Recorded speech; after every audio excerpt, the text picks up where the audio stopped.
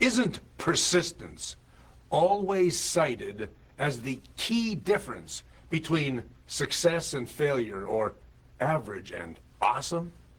Like Calvin Coolidge said, nothing in this world can take the place of persistence.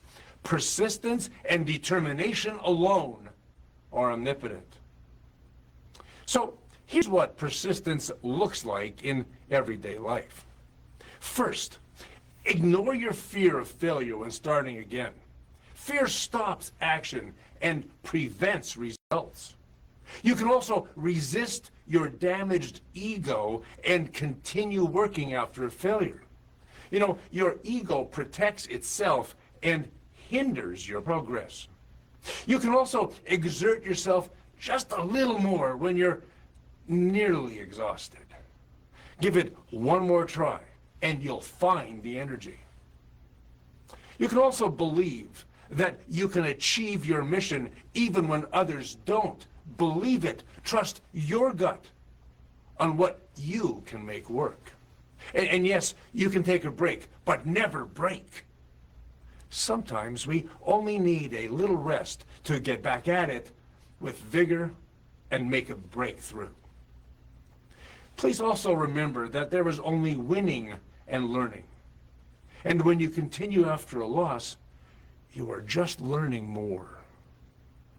And there is no such thing as being perfect either.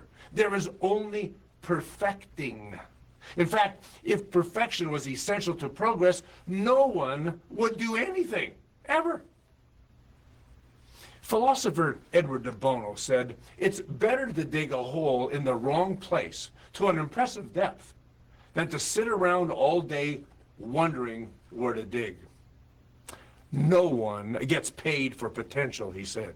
So, doing anything is better than waiting around, for the inspiration to do something.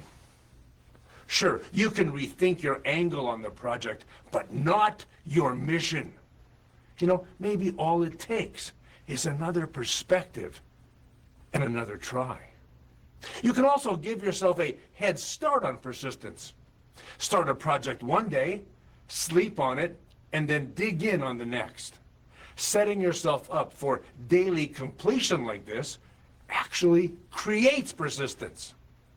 And you might remember this little prayer. Do not worry about anything. All things work together for good for those who have faith. You can do all things when you believe, and all good and perfect gifts come from our faith.